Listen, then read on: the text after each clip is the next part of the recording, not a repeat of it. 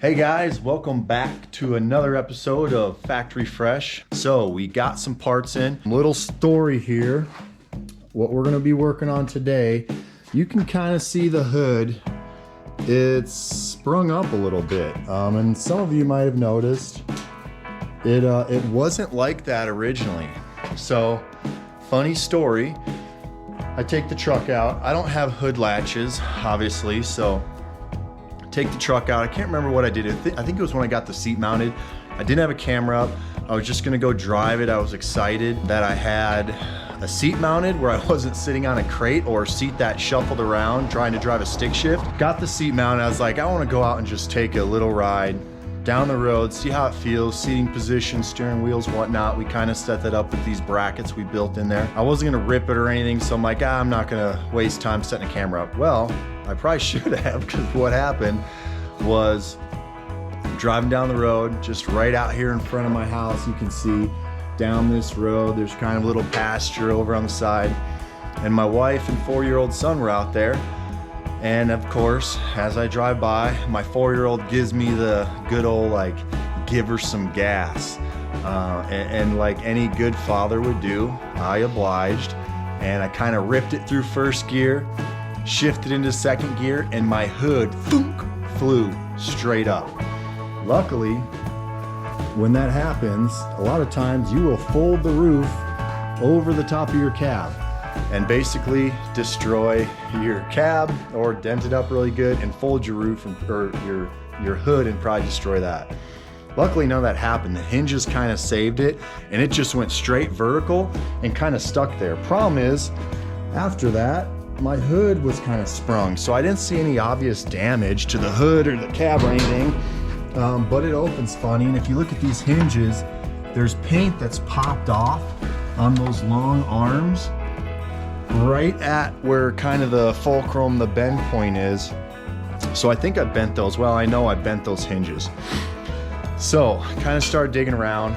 Problem with these hinges, they don't have anything built in with like a strut to lift it up, which I wanted. So I was kind of, planning down the road, we're gonna build a strut system where it'll raise up off hydraulics or whatever, some kind of strut, which was just gonna be a lot of extra work.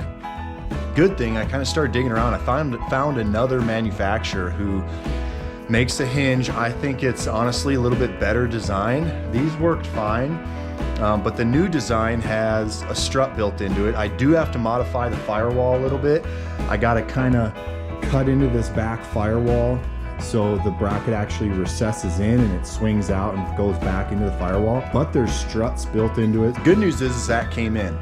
So we've got the struts, we've got the new brackets. I'd like to tackle that today. Also, we got these seat brackets in here. You guys can see we kind of built, and these were kind of haphazard, just built to, we're on this Mustang floor pan, which sits really low, and the truck is on top of it. So we knew we had to raise it up, and then also move it forward, because the back of the car is all the way back here where there's seat mount positions. The seat would be behind the cab almost. So we knew we had to come up, we had to go forward, and these brackets kind of just gave us a template for that. So I knew that everything interior wise that we've been working on is going to kind of fit steering wheel and foot position, and then I can recline enough to go right up to the back of the cab. Also, I'd like to give a shout out to you guys in the comments. We've been talking about integrating all of the modern wiper controls, automatic headlights, all these modules that are built into this new car.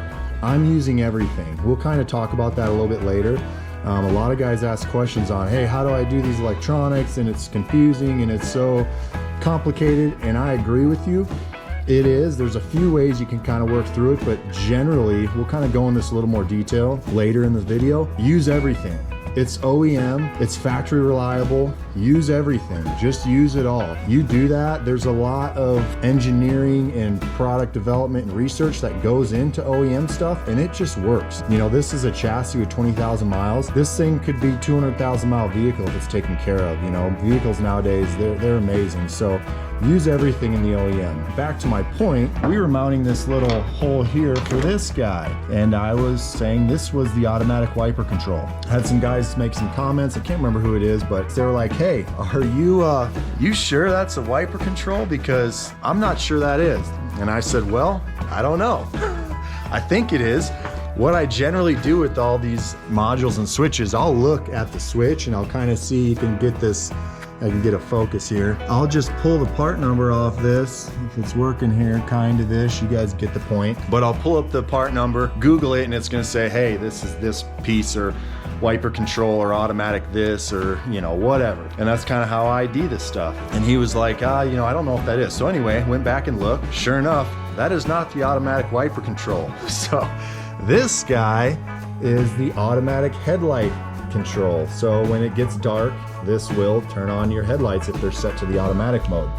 So that's gonna get mounted in there. Good, we're gonna use that. Still use it, didn't really cut holes we didn't need to do, but that is not the wiper control. What I found out is if I dig in here, this guy is the wiper control. The downside is that is wired into the overhead console, and then it runs down and it sticks to the actual windshield. This big black thing stuck to the windshield, it's not gonna look really good. I think it'll stick out and look obnoxious, so I don't think I'm gonna use that. Hey, positive note, we're going to have automatic headlights, so thanks for commenting on that, pointing that out. I also got the radio all worked, kind of going through the modules on that, bunch of different components that were all in different locations. And with the Mustang, the AM FM, like the antenna, a lot of those, it runs across the back windshield, and it has to be a certain length and to you know, get reception. And I don't know all the scientifics with it, but basically it wasn't working because we don't have a back windshield, and the wire that ran through that was kind of the antenna, or functioned as one of the pieces, accessories to make that antenna work, isn't there. And I'm not gonna obviously have rear glass that has that in this truck. So we did figure it out though. So again, later we'll kind of go into that. What I did, I'll start it up and kind of troubleshoot what I did to figure out how to make that work. Again, it ain't super confusing, something everybody could do. So don't let it overwhelm you if it's something you're thinking about. I'll show you how I work through it. Enough chit chat, let's get to it. Let's start on those seat brackets, 1-inch DOM 120 wall. Let's start bending that up. We'll use the templates in there with the 2x3 tubing we used to kind of build them, and then just go from there. Let's see what we can get.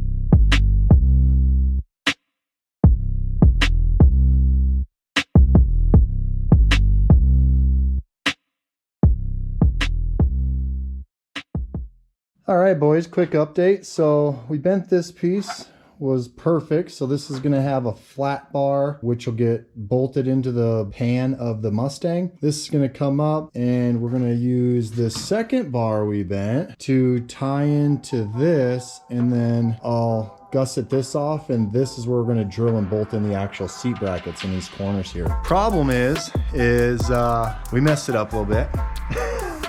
So if you look, I measured this angle here to cut in, which would match up. I ended up bending this one more, but the angle here was about 110 degrees and it'd match right up with this base. Well, I didn't anticipate, or obviously didn't plan, that when this angle bends in, I need to actually have it connect at this point right here.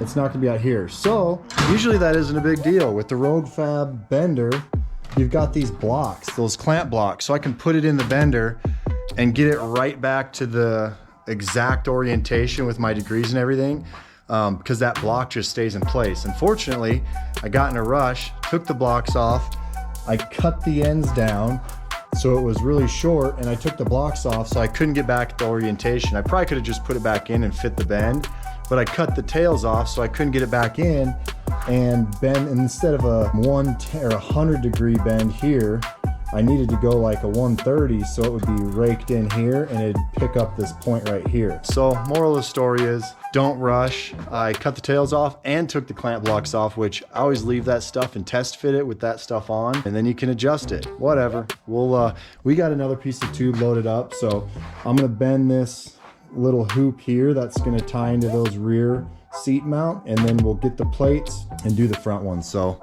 whatever, trial and error, this is how you learn, right? So let's keep cracking at it.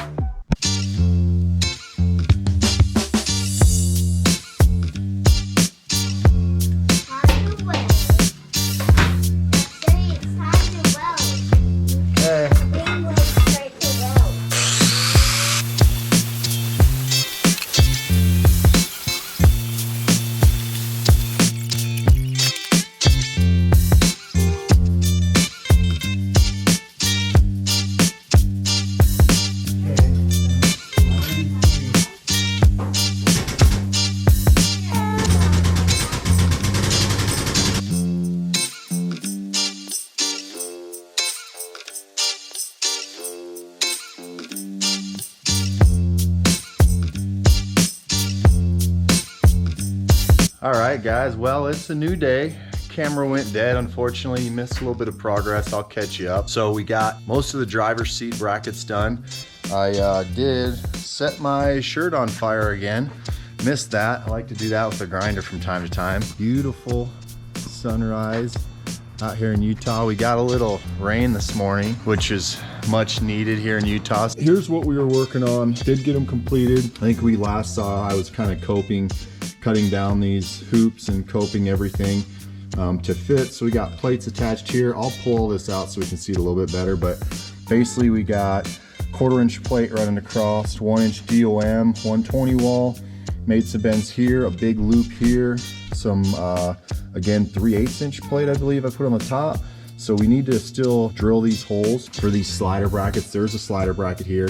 Kind of adjusted the seat where I could have the seat, it's slid forward right now, but I could slide it all the way to the back position. It wouldn't interfere with this back window. So I like it, I think it's good. This will allow us to know where to put our seatbelt bar. We're gonna put a hoop in there we'll kind of get into, but we need to actually drill this plate here to kind of where I have this seat mocked up. And it should be hard mounted. So for some reason, I had like 10 foot of 1-inch DOM tubing, like 10 foot, 2 sticks of it. And I thought I would for sure have enough, but I only really wasted this because I pulled those blocks out ahead of time and didn't have the angles I wanted on it and whatnot. So I could probably reuse that for passenger side, but still I'm not going to have enough tube. So we kind of got down how we're gonna build those. Passenger side, I'll probably just knock those out, get some more tube here this week. The hinges, here's kind of what we were talking about with these hood hinges. Jacked up the hood a little bit with it flipping up, and I got a lot better design in here. So just to kind of show you, little template, we are gonna have to fab up the firewall a little bit, cut a hole so this bracket fits in here. But overall, let's see if I can get this with one hand here. This is kind of what it looks like. So it'll be like this, and then this arm here, as you can see, that's in the down position, and then this just swings up and down. This piece back here is going to be cut through into the firewall, and then obviously this plate that just mounts on the firewall. So some stuff we have to do with that. I think it's a way better design, and it has struts with it, so we aren't going to have to figure out the strut system. Let's get that seat mounted, and then we'll move on to the hinges.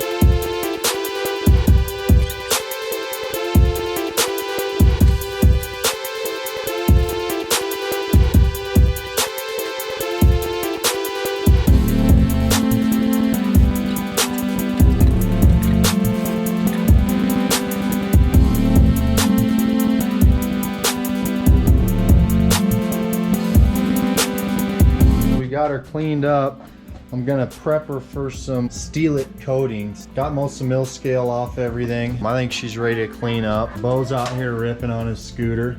Or I'm not supposed to call you Bo anymore, am I? Why? What am I supposed to call you? Army guy. Army guy? Okay, Army guy. You ripping in your scooter? Okay, good stuff. We're gonna get everything coated here and let that dry, and we'll start messing with the hinges. So they're from a guy who manufactures these on Instagram. If you guys have Instagram, it's the Hinge guy.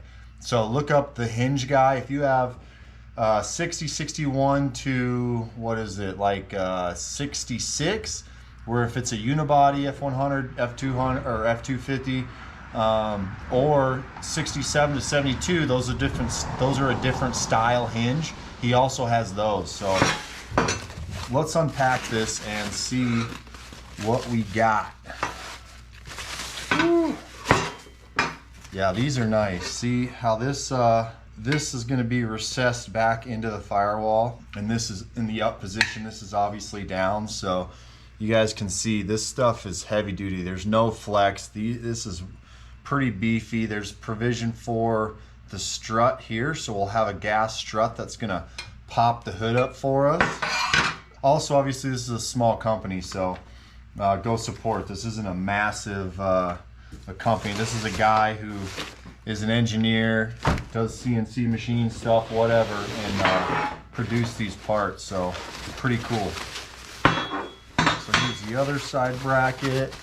Let's get rid of that. And then there's some nut certs here. So there is an extra bolt. The way it goes in, I think it's this one, because the original, it's in here quite a ways. So it has to kind of move it out. We'll drill and put a nut cert in. I wish I would have started with these hinges, because when the cab was off, I welded big nuts on the back side of the firewall instead of using nut certs, which is pretty reliable, and I don't think there'll be a lot of pressure on these when this is all flat. But I'd rather have a nut than a nut cert, but we'll see. If I can get in there with the welding gun, we'll just weld a nut in the backside, but we can use this option too. And then obviously we've got our gas struts, which have a lot of pressure. I don't even think I can compress these. Oh, nope. We'll get all this stuff set up. We do have to get the hood off. That's going to be a nightmare. I was thinking of a cool name for the truck, because I keep saying, hey, F100 unibody, body swapped on a 2016 Mustang. It's kind of annoying.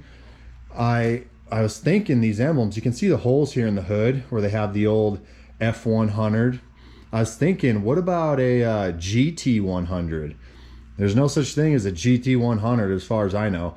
It'd kind of be cool, but I could get an old school emblem made like the Ford one, the Ford lettering or whatever this style is here, but just have it the GT100. So I don't know. Let me know. Comment GT100. Yeah, maybe. Okay, let's get that hood off.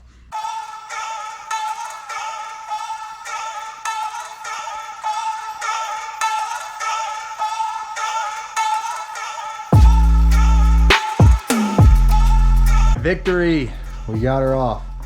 She's a little bit of a bear. I've had shoulder surgery, biceps surgery, knee surgery on both knees. Gotta be careful lifting heavy stuff, but we got her. Kind of talking about these hinges. Let's get these guys off. That hole we're gonna have to cut, because this is gonna actually recess back in there with those new hinges. And there'll be a hole up here too, so. Let's get these bad boys taken off and see what we can do with these new hinges.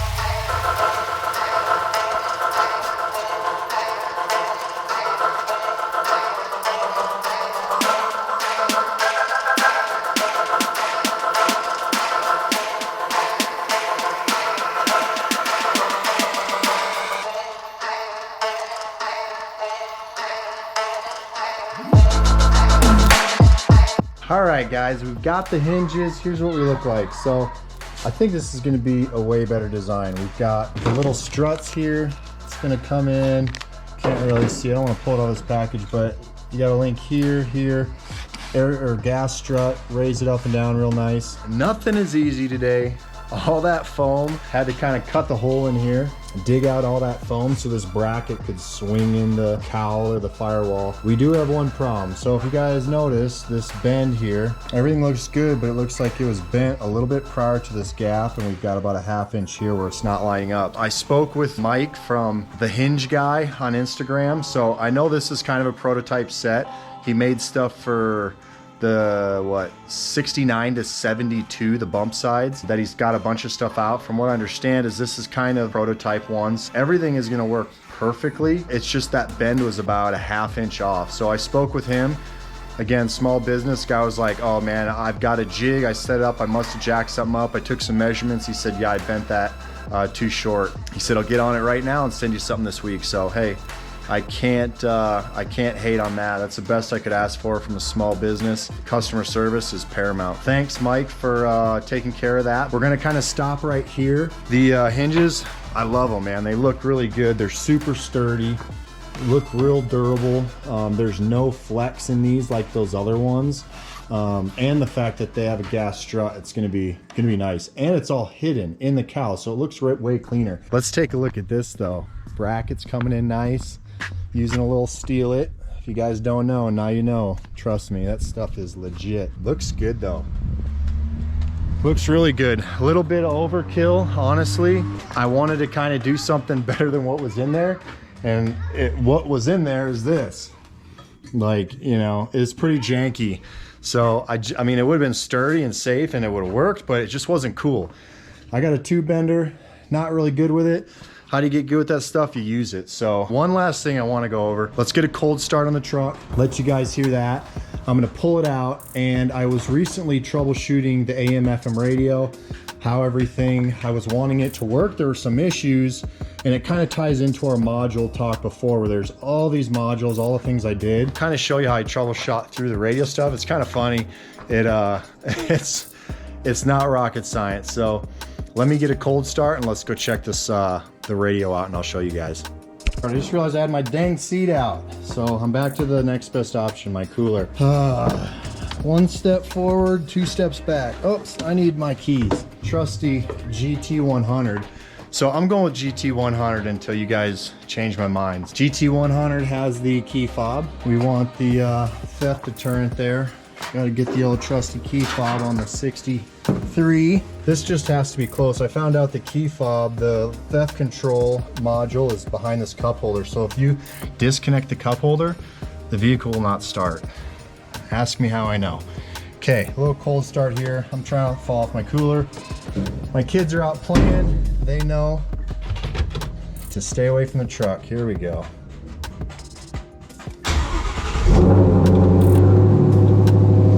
Oh boy, she is a sexy girl.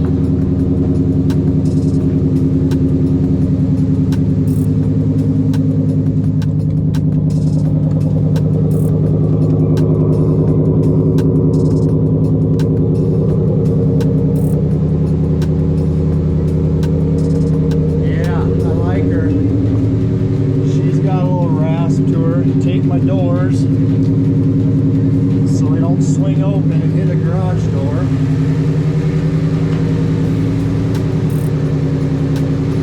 Cool. Let's get her pulled out.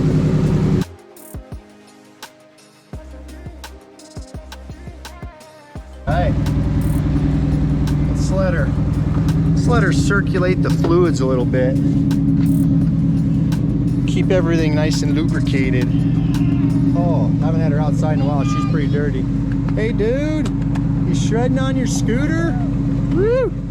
Or Army Guy. Sorry, your name's Army Guy. Watch out for cars, Cruz. She's looking good, though. She's definitely a little dirty, dusty from body work. Got the old engine here. Up here. She's starting to warm up a little bit. Came down the idle. It's got a nice little tone to her. Nothing too obnoxious, but still sounds good. I might do a more aggressive exhaust. I don't know yet. We'll figure it out. We'll get to that maybe once the interior and all this stuff is done with the hood and gap alignment. So, but yeah, she sounds good. So let's talk about the radio. Okay, try to make this quick. I'm in here, my radio, let's turn it up. Let's do radio. There we go. So I've got my AM FM. So just a little tidbit FYI, we got the tweeters here. I was trying to think of where to put them, where to put those tweeters. And I was just kind of thinking, hey, I'm gonna drill a hole, put them in the dash. You kind of want the tweeter to be facing your, you know, your listening holes. So here it's gonna like bounce off the windshield. I was like, ah, whatever, it's not a big deal. And then I realized I covered these holes up right here, and they're almost a perfect circle where I think this would fit here. I also have a tweeter over there, exact same thing. So I could mount them. I think what I'm gonna do is just mount them just like this. And that'll look pretty good. So that's the plan on that. Dash, we still have to clean up some of the bodywork stuff. You can see lines and scratch marks and filler where it's not smooth, but we'll get to all that. So, but you can hear the radio. So here's how I went through. The thing about a 2016, or I know all the S550 Mustangs anyway, the radio antenna, or part of the main components to get reception for the antenna, is ran across the top of the rear glass. So I'm not gonna run a conductive strip that's gonna get AM FM across, like built into my rear window. It's not gonna happen. So I'm trying to figure out how to do this and get it to work, and it was just staticky. So let me show you what I did. I had a drill and I just started attaching all my components back here. So I'll kind of show you what I did. I thought, well, I'm gonna buy a satellite antenna and try to just connect that to the components that are in place here and see if I can get reception, because all I was getting is static. So if you look down here, this is some of the radio stuff. This box, my cord here attached to there, and this attached to here. And I could not figure out, when I grounded this piece into the truck, it was still static, nothing. But when I was touching my drill to it, and I was screwing it in, I had reception. But then I'd pull it away and I had no reception again.